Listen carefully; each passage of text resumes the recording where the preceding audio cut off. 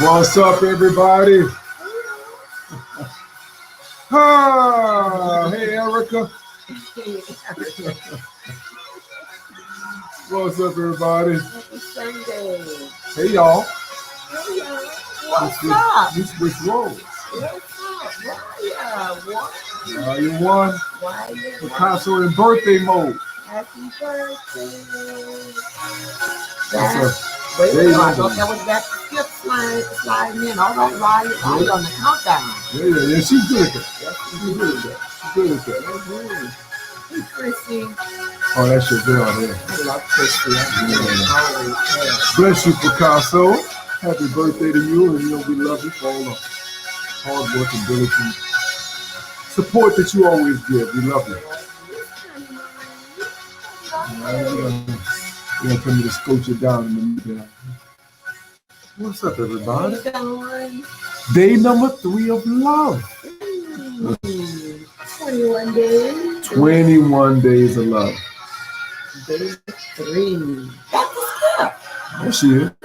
Cheryl Jacobs, her BFF. Yeah.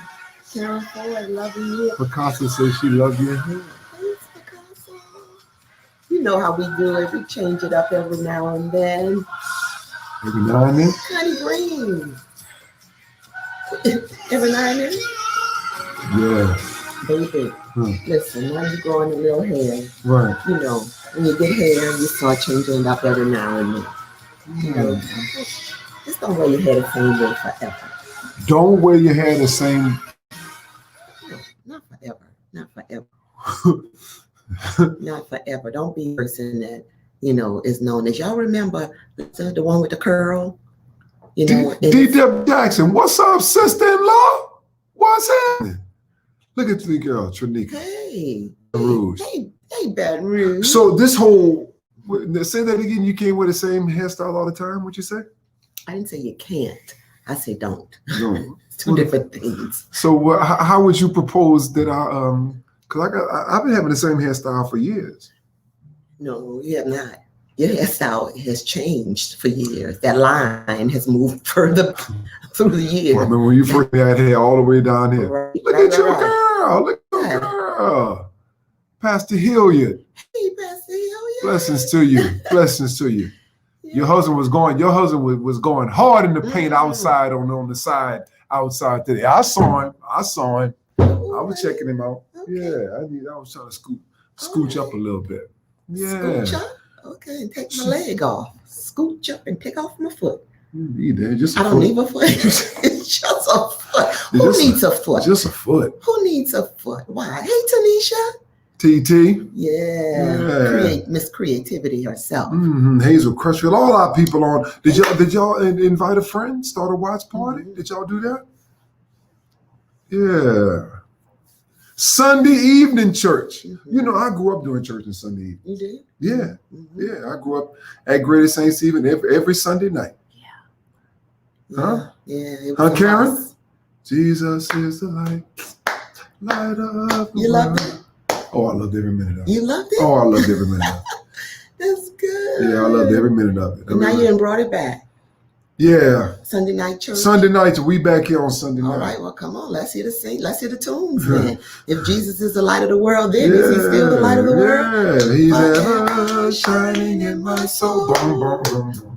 Okay, when darkness comes, boom, boom, boom, fret or cry. Boom, boom, boom. Call on him and come on now.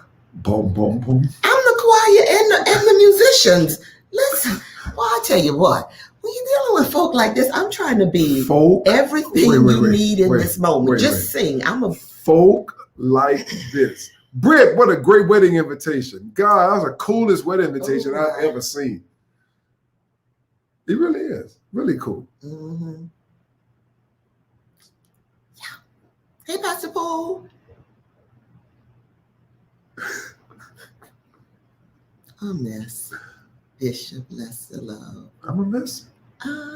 Perhaps. Huh?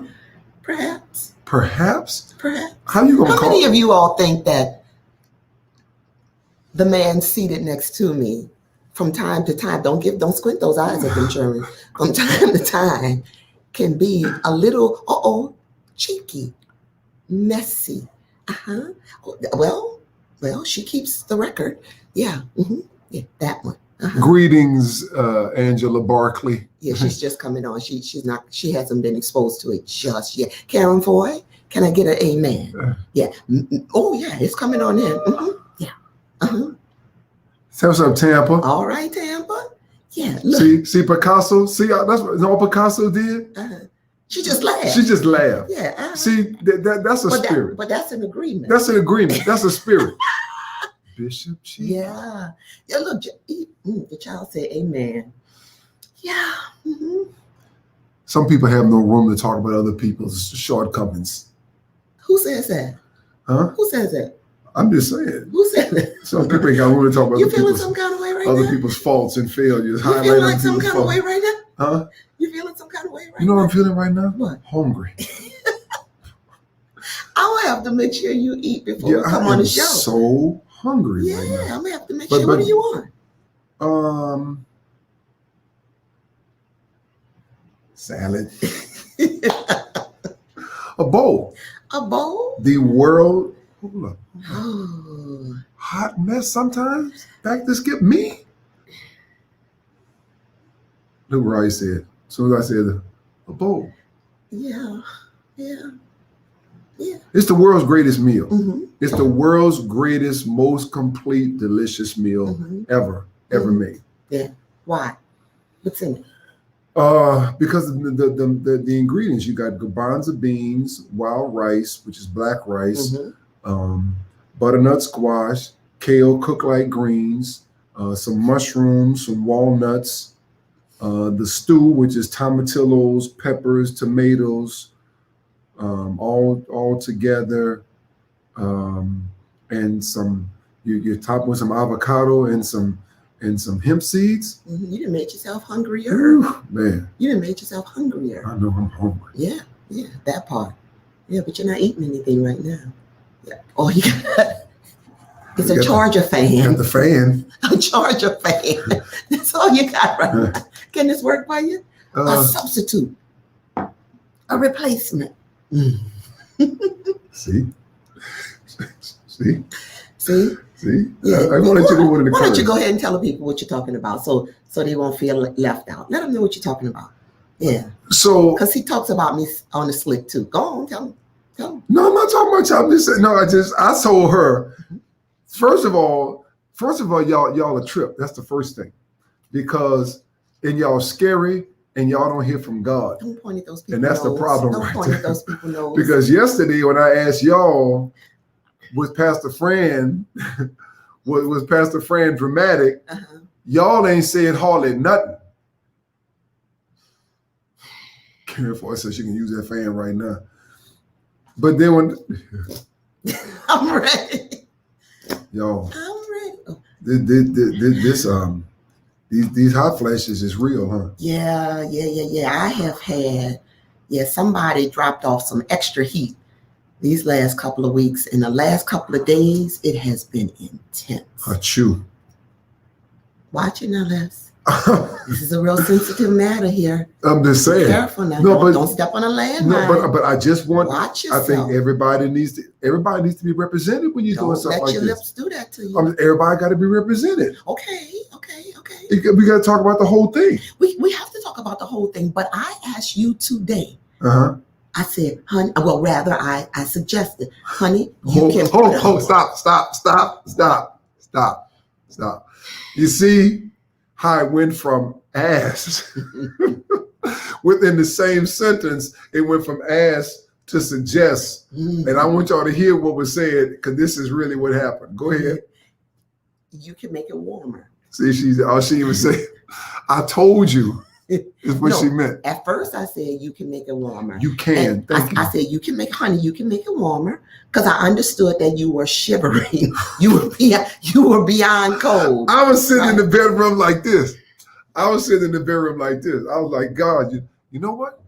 That feels pretty good right now. But anywho, yeah. But then This is why people call you messy. What? Because you try to laugh at people on the slick. No, I'm not laughing. You trying to laugh at me on the slick. I'm not laughing at you. Ow! Ooh! Ah! Trying to laugh at me. No, I got proof right now. I just got attacked. Yeah, I'm not Nene Leakes. Nene, I can do whatever I want to do to you as long as I do it when the camera's not rolling. That's my soul. That's my soul stomach. That's my soul rib. Did y'all see the first lady just abuse me? You see that? Let me see, man, gonna come to my defense. Hold up. That was not abuse. Even the cold temperature, 68 in the house. It was not 68, 66. But then, 66. When I saw that he was still on the top of Mount Everest. Right, I had the icicles hanging out my nose. I was sitting there. On the top of I couldn't Everest. move. I said, listen, I told you. Now, see. But I told y'all I live in my own truth. You don't have to tell my story. I'm telling my own. But I'm saying, no, but you went from, I suggested. I did. That was before I saw. And then I asked. Icicles coming off your eyelashes. I said, Lester, I told you that you can change the thermostat. But you wanted to freeze because I told you already. No, but you told me when you. I did. And I don't know what that is. I mentioned it to you already. And Boy, look at that. I saw nothing. Boy, that's a shame. That's a shame. What? I did not punch you. Huh? I didn't punch you. Let me ask you, who saw her punch me? I want to see that. I did not punch you. I tickled you. I did you like that. Look, what's wrong with you? You better stop acting like that. No. Let me tell you what. Let me tell you who else got tickled like that. Who? Nate. Nate. That's who else got tickled. He got tickled too. Nate. Nate. Oh, Nate. Man. Yeah, they put Nate. But I guess what when the fight first started, mm-hmm. I was with Nate and I'm hanging with Nate all the way. Uh-huh. We like your boy said, we ain't doing that switch up on Nate stuff. Oh. Boy, they didn't took it down, but the funniest and best commentator of all times is Snoop Dogg. When he hit him the first time, he said, "Oh, Jesus. Oh, Lord. Yes, God. Oh, boy." Who Janetta speaking to? Darnell. Yeah, Janetta Wood. Snoop singing Precious Lord. Hilarious. Precious Lord. Yeah, they putting him to sleep. Oh, my God. That was so funny. I want to hear the first interview when he wakes up. Yeah, but Nate still sleep? Nate still sleep. Oh my God! He punched him in the back of his head. Punched him in the back of his head. He hit him in the back of his head. Then he hit him in his forehead. But then when he clocked him on the jaw, I screamed. Yeah. He didn't prepare himself. Yeah, I'm with somebody said, who trained him? Guess what? Mm-hmm. George Foreman said he want to train him. Oh yeah, he can help him. George Foreman said I'm gonna train him, and then we're gonna do a rematch. Oh okay, all right, yeah, with the same guy. Mm-hmm. I wouldn't want to go back with him. I don't know. I'd probably look at the YouTube video and be like, I think he got paid $700,000. No. Yeah, I think he got like $700,000 for that fight. Nate? Yeah. He can't spend it though. He's asleep. He's concussed. Oh goodness! I love boxing, but I do not understand competitive boxing. To get into a ring and allow a person to deliberately, intentionally punch you in your head, punch you in your nose and in your eye, fill your face with blood on purpose, I don't get it. Yeah, not for all the tea in China. And your nephew is an MMA fighter. Yeah, he's crazy though. The boy's crazy. Your nephew is an MMA fighter. The boy's crazy. And guess what? He looks so unassuming. Yes, he does. And he told me one time, because he looks very unassuming, so we went to go see him in one of his fights. Remember that? Yeah. Mm-hmm. At Harris? Mm-hmm. And he's such a nice guy. He's tall. He's good looking. He's thin. Very unassuming. He walked to the gym like, hey, look at Brand. Look at Brand. Boy, when that boy got in that cage. Yeah. He morphed into somebody different. I was like, oh, I felt like Snoop. Oh, Jesus. Oh, Lord. Oh, Lord. Yeah. Oh, Jesus. Precious. That's right. He knocked him out in 8 seconds. Yeah, he did. Yeah, but I don't understand it. I don't understand it. The boy, remember when Brand said that he was in a bar one night and some guy tried to fight him? Right. Yeah. Brand's like, let me buy you a drink. Yeah, man. You don't want to do that. Yeah, you don't want to do that. Yeah, yeah. No, This ain't gonna end good. No, man. Because his hands are lethal weapons. He said, "Man, let me buy you a drink." Because you don't want to do that. Yeah. Most people who can really fight don't be looking for no fight. Yeah. You used to fight when you were little? No, I know you haven't fought since you've been older, but I talked a lot of trash, and I just trash. I just talked a lot of trash. I talked a lot of trash. I talked myself out of the fight. Really? Yeah. I would have beat you up. I probably would have beat you up.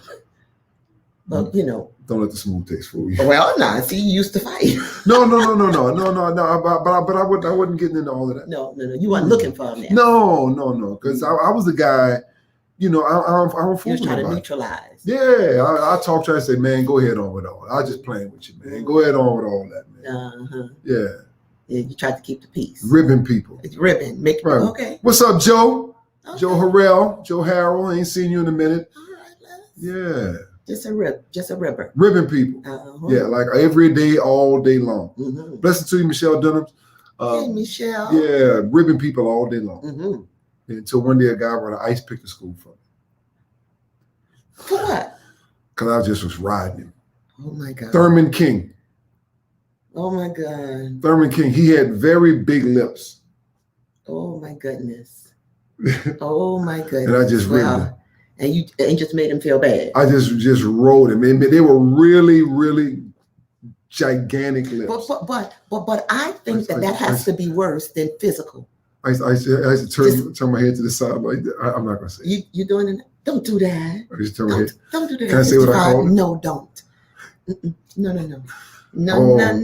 Like think about this: big lips, his head turned to the side. No. Yeah, when I start calling sing less. Sing less. Do something else. Do something else right now. Do something else. No, you rip. I rip people. Never had to fight. Me too, Michaela. Me too. Don't rip people. Wait a minute. Hold up. Yeah, BR now knows it, honey. Wait a minute. She just joined the church. Yeah. She's getting to know you. Getting to know you. I think this is so wrong at every level. Because when I asked yesterday, when I said, is Pastor Fran dramatic? Everybody was like, no. Uh-oh. Now we got to block you if you cut up now. If you cut up, we're gonna block you. I'm telling you right now, Erica. Yeah, you get 2 chances. You get 1 chance. After that, we're gonna cut up. Address. They will change. We'll introduce you to the block party. All right. Yeah. Lisa. She said, but we still love you. Yeah, we still love him. My husband does it too and get mad when somebody does it to him. So the question is, when other people DeWanna Bailey, we have to say without first. So when you are ribbed, how does that feel? It becomes a competition. Oh. So it becomes the battle of words. Yeah, it becomes a battle of competition. And then see, to be a ribber, you gotta be ruthless. You gotta be ruthless. I don't see ruthless in you though. When you're ribbing, because you gotta. So you going below the belt. You gotta be laughing and stuff. Okay. You can't take it personal. Yeah. So you're a professional ribber? Oh yeah. Oh, okay. All right. Yeah, you got your PhD? PhD. Yeah. All I do is just find one fault, and I'm riding the whole time. Wow. Yeah. Wow. Yeah, I don't get my interest rear back. I just laugh at somebody rear back, and I just laugh at them. That makes them madder. Wow. Yeah. The object of ribbing is to get a guy out of character. Wow.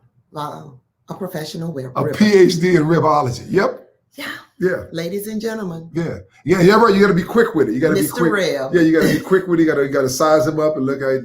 Reb. Yeah. Reb. Y'all know how they used to call the old preachers Reb.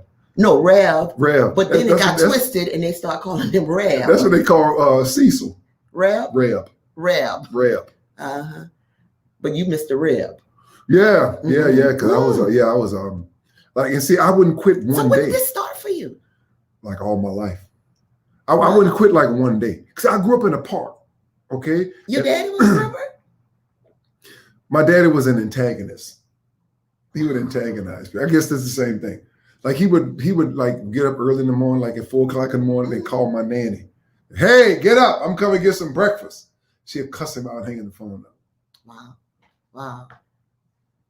And so that's where you learn the art of ribbing? I learned that for somewhere between the park and I work with a bunch of Italians, and they 20 times worse than black people because they vicious. Wow. They want to make you mad when you like go get a gun. Well, I really thought ribbing was for fun, to make people laugh. To make people laugh at other people. Oh, it hurt. You got to make people laugh at them. Oh, I don't like ribbing. Huh? I'm so glad you've been delivered. Yeah, I'm delivered from that. I'm so glad. Yeah. I'm so glad. It ever tries to come back and haunt you. Yeah. Yeah, because the truth of the matter is, whatever you deliver from will haunt you the rest of your life. You better say that. You come on. Whatever you are delivered from will haunt you the rest of your life. You better say it. It's coming, knocking at your door. It's forever. Yeah. And it's always going to be there. And if you are not aware of it, it will beat you every time. Yeah. It will beat you every time. You have to be aware of the fact that this is my thing right here. Not who I am, just my thing. This is my thing. I am not my condition. I am not my condition. Right. You know, you talk about that. I remember the first time I battled with depression, you know, and when I was delivered from it, I thought it was over, you know, but then I saw depression again, you know, in a different form, but I saw it again, you know, and at that time I realized that this is something that I'm going to have to work on for the rest of my life. Yeah. And work on is the constant battle. And when you're working on it, what you really do need, people around you that understand this is my issue. Yeah. All right. Yeah. And to help me work through it. Sure. All right. And to help me work through it part comes in a lot of different forms. It don't always come in no answer. It don't always come in no, this is what you're doing. Sometimes it's just the fact that, okay, you're aware of it. Now you can step back. You can, at the very least, you can pray for it. Absolutely. When you see it begin, when you see it begin to manifest. Oh yeah, absolutely. Yeah. But that first part about is the hard part for Christians. When you have to admit it. Yeah, oh my God, that's the hard part. When we were in Honduras, that was the hard part about admitting my anxiety. Right. Because up until that point, I was able to hide it. Yeah, but now someone is confronting me and will not let up on me. Right. You know? Right. They didn't know they didn't know what they were doing by confronting you. Yeah. By not letting up on you, but it's actually making you better. Yeah, the truth of the matter is, when she confronted me, she prepared me. She prepared me. And because in less than 24 hours, my life changed forever. Right. You know, so sometimes, you know, those confrontations, though they may be hard, you know, they are needful because God is preparing you for something that you're not ready for. How do you remain open then to, let's just say, someone helping you or when someone recognizes it without taking it personally? Here's the thing. If I think I know everything, then I can learn nothing. Okay. And so when somebody offers me something that's helpful to my situation, I have to be open. But how though? See that is such a challenge. But for me, I have to understand that if this is my struggle, if this is my challenge, I need help with it. If I didn't need help, I wouldn't be in this predicament. And so, you know, I mean, it's a real personal for me, coming to realize this is what the battle is going on. Okay. How long am I going to deal with this same situation and not have the sense enough to say, help, because what I know I have applied to this situation and it has not changed, you know? So when help comes and I refuse it, you know, then shame on me. Yeah, but a lot of people do. Yeah. A lot of people Mhm. resist the very thing that they need Yeah. to get to the next. Well, I guess we all do to a certain degree. Well, do you think that could be because we're looking for God to come the same way all the time, same package, through the same person, using the same methods? Yeah, Yeah. like kind of like when he appeared to Peter and appeared to the disciples on the water, and they didn't recognize him. Yeah. And the reason they didn't recognize Jesus was because he had appeared in another form. Yeah. And many times when our answers don't come in the form we want them to, many times we reject them. But I believe it's two things. Number one, you said you have to be open, but the person, and Tanya's saying it right here, approach. Yeah. Approach. How does the person approach you with it? And I think it's a one person is not acknowledging it, maybe even being defensive. The other person may be saying it incorrectly, which is going to make it worse. Yeah. So how do we bring harmony together? But like you said, the first step is admitting, that there is something that's going on within you that is uneasy, unsettling, and you've seen this thing over and over and over again, and you don't like it. That's the first part of making things change. Right. And then after that, for me personally, and maybe for you and some others, that's the point when you began to say, I need help. Because you've tried your methods. They have not worked. That's good, but it's easier said than done. Of course it is. Easier said than done. Of course it is. But the people you surround yourself with too, if they've been watching you go through the battle, they have to pray and ask God for courage to approach you. Because when anxiety is on an all-time high, you are very defensive. Okay. You are extremely defensive. Okay. And so if the people on the outside that's looking in at your anxious situation really want to help you, they may not feel like they can. Right. But when they feel like they can, ask the Lord to help you too.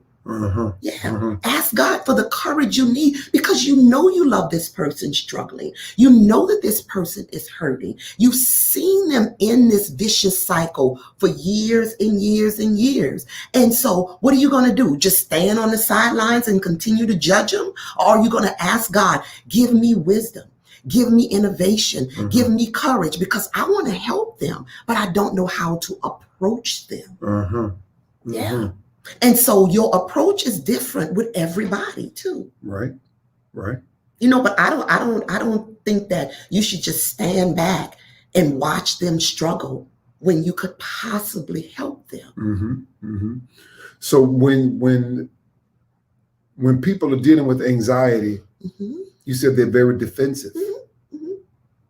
How do you work around those defense mechanisms? How do you work around them when you can feel tension if you don't say anything to somebody? You can feel the tension. And do you just acknowledge it? Say, look, okay, now what do you do? Because if somebody's defensive already, it's going to be hard to break in. And the truth of the matter is, people on the other side many times be like, you know what? Let me leave you alone, because this is going to be an argument. I don't need this to be a mess. You know what I mean? How do you? So let me ask you a question. If someone adopts the thought that you just suggested, let me leave you alone, let me walk away, this is going to be an argument. If they continue with that type of mindset, what happens to the relationship then? Because you have a person who's dealing with their levels of anxiety. But then you have another person who has anxiety but would not acknowledge it, but their anxiety is not as severe. And so since their anxiety is not as severe, forget you, I'm gonna walk off. How does that make for a healthy relationship? But I don't know if it's forget. I don't know if it's forget you. It's just, if I know it's going to be a challenge and I'm not sure how to say it yet, we're about to get an answer. Is it better to be quiet and be prayerful? Or, that's one method, though. Yeah, that's definitely one method. This is a thing that I learned when I first got saved many years ago. The Holy Spirit of God is the teacher of all things. The Spirit of God taught me how to be a wife and teaches me every day. The Spirit of God taught me how to be a mother and teaches me every day. The Spirit of God taught me how to be a first lady and teaches me every day. And so when you get into tight situations like that, consult the Lord. He will teach you. He will teach you. He will guide you. Because sometimes we don't know the words we should use in uncomfortable situations. So when you get quiet and prayerful, listen for the voice of God. And he'll tell you how to do it. He'll tell you. But I don't think that in a relationship that is designed to be healthy, if you see your partner in a situation where they're broken, that you should just act like it's not visible. Pray. Ask God to tell you if you don't know how. And then do what the Spirit instructs you to do. There. That's the healthiest way to me to start it. Yeah. Hollywood Diva agrees with you too. Pastor Poole said, "Be quiet and be prayerful." Sure. Yeah. I remember when we first got married, and you said something to me about submission. I didn't come from a submissive home. My mother was a very strong, independent woman. I mean, she was a single mother raising 3 kids, and in Avondale, Louisiana, it was a tough neighborhood. Yeah, it really was. And so my mom was not full of a whole lot of play. She ran our house like a sergeant. And so I marry a man who comes from a very strong family. I come from the total opposite side of the equation. My dad was way too much to very deal dominant. With. Very dominant. His way or the highway. Is his way or nothing else. And Right. We first got married, we were clashing. Yeah, we were clashing. But I made a vow to the Lord to be married forever. And our clashing was a part of me. I was a part of the reason why we were clashing. And so I went to the Lord, and when God began to reveal truth to me, he revealed it to my husband too. And you said to me about the fact that I lacked submission. I was so offended. I was so offended because I knew that, that when the lack of submission is there, it's like rebellion and all of this, the word says. I was so offended by that because I thought you were saying so many bad things about me. But then God came back and began to show me through his word how to become more submissive and the power of submission. You were not trying to hurt me. You were trying to help me, and I am grateful that God gave you the courage enough to approach me because I had a desire to be better. I had a desire to be a better person, period. That word submission is so misused. It's so misused. And you can almost feel some of the ladies frowning in their heart when you mention when we mention a word like that. But it's submission on both sides. The Bible talks about mutual submission, Brittany. Get you a little counseling session right here, all right? Which means we submit to each other's strengths. When I guess at the end of the day, it's this. If somebody that you know loves you is saying something to you about you that can be helpful, and they are prayerful on how they approach and when they say it and all of that, I guess it's easier just to be open. Because I don't, just like I wouldn't say anything to intentionally hurt you, and vice versa. Right. All right, and vice versa. We just have to be open. Open to say, okay, maybe I'm not this, but if the person that's talking to me perceives, or this is the way that I'm coming across, then it may be something I need to work on. Sure. And both people need to be patient. Sure, absolutely. Right? Absolutely. Especially when love is involved. Yeah. Love is patient. Yeah. Love does not keep a record of wrong. Right. Especially when love is involved. Right. Right. Yeah, I'm with you on that. Right. Yeah. Yeah, I'm with you on that. Yeah. Shawanda, be patient with them. Yeah. Yeah. Because at the end of the day, and we especially for you all that's on, and we can't speak to everybody, but the reason you come on for something like this is there's something in you that's saying, you know what? I want to get better. I want to get better. I want to get better with my patience. I want to get better in dealing with. I have my own anxieties. I want to get better in managing and know, you know what? I may be going a little bit too far. Right? Yeah, honey. Yeah, I am consistently working on getting better. Yeah. And as long as both people understand that, and in any kind of relationship, as long as both people understand that, see, I will never do anything to intentionally hurt you. Now, I may do something to hurt you. Right. Okay? I may do something to hurt you, but I'll never do anything to intentionally hurt you. Sure. And as long as you have that in the back of your mind in any relationship, I think the communication is going to be a lot easier. So are you saying self-improvement without judgment? Yeah. Ooh. Self-improvement without judgment. I understand that you're working on you, I'm working on me. And self-improvement without judgment. Yeah, we have to give people a break. Right.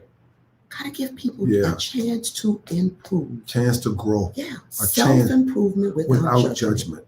Yeah, that's good. That's good. Yeah. That's good. Because it's easy for people who are constantly working on themselves. It's easy to fall into judgment if you don't think the other people in your circle or relationship or business or marriage are not moving as fast as you did. Yeah. Then you can easily become a little judgy and say, well, you ain't doing this and you ain't doing that, and I'm doing this and I'm doing that. But that self-improvement, not judgment, is major. Yeah, don't burn the school down. Let the other people take a class. Yeah. When you graduate from the class, don't burn the school down. Don't burn it down. We all need to grow. Self-improvement without judgment. And it's so easy to do. It's like the person who loses weight, right? Yeah. They lose 5, 10, 15 pounds, and now they start talking about everybody else's weight. Yeah. But you got to remember, you were there one time too. Yeah. Right? Yeah. How do we distinguish judgment and constructive criticism, both on giving and receiving it? What a thin line, Josh. What a thin line. Judgment and constructive criticism. I think it leans to love again. Because in constructive criticism, there is love. Wouldn't you agree? I would, yeah. But in judgment, there could possibly be roots of envy and jealousy there. And so you have to discern, am I saying what I'm saying from a position of love? Though it may be a hard word, or am I a little envious, jealous, perhaps, because sometimes we can be when nobody else sees it. Yeah. But, hide it very well. So you got to ask yourself that question when you're getting ready to, release whatever it is you want to say. If love is the platform, then definitely constructive criticism would be easier to receive. Yeah, I agree. I totally agree. Yeah. Lisa said, I've had a lot of anxiety. The teaching is very helpful on a daily basis. I've been able to pass your teachings on to my son that has mental issues. It's really been helping him. Yeah. And he's been using the I am statements, oh my God, that helps him deal with his mental state and is more confident. Absolutely. And thank you for that, Lisa. We definitely want to know that. Too. It goes back to something Pastor Fran said. Yeah. That Skip is saying it too. Yeah. It makes a difference when you know, and it becomes also a matter of perception to the person that's receiving it. Many times, it's how it's being received. It's yes, it's how it's being said, and I get that. It's not what you say, it's how you say it. But if it's been received in a negative state, if it's been received badly, I think we need to be mindful of that. How am I receiving this? What kind of mood am I in when this person is coming to me? Am I already in a bad mood when they're coming? Did I get judged when I was at work today? What happened in my childhood? Did my mama judge me a lot? So you have to really. Because we're a compilation of all of that. Yeah. It's all about perception. It's all about perception. It's all about perception. Yeah. But at the end of the day, you have to pray for things like timing. This is a good time to say this. Let me leave it alone today. You know, how am I going to say this in a manner where I think the person is going to receive it?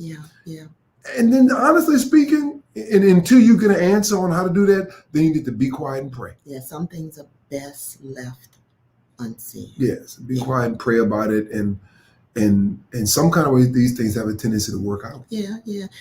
But you know something too that many of us are challenged with. Having the last word. Winning the conversation or the argument. You know, man. That's exhausting. It is so exhausting to deal with people. They got to have the last word. But you know what I learned? Let me tell you what I learned to do with that. You know what I learned to say? Okay, you win. Do you actually say it to them like that? Okay, you win? Yeah, it depends on what kind of mood I'm in. If I'm in a snarky mood, I say it just like that. Okay, you win. No problem. Or you can say, okay. You know? Approach is everything, huh, Connie?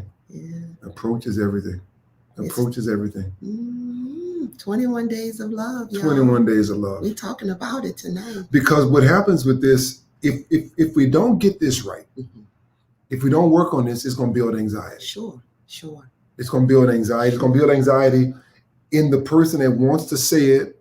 You know, I got to say this. Let me say, I'm going to say this right. That's one part of it. And the other person may feel attacked.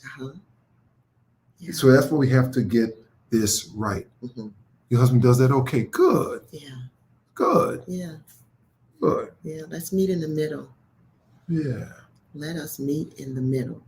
Because how the person feels on both sides matters. It matters. It should matter. And you want it to matter. And you want to say it in a way prayerfully. Let your words be seasoned with salt. And with love. You want it to be received, especially if what you're saying, though it may be constructive criticism, you want it to be received. Without judgment. Without judgment. Constructive criticism, it is that is very, very powerful. That is very powerful. Self-improvement. It's self-improvement without judgment. Self-improvement. That's the only way we're all gonna get better.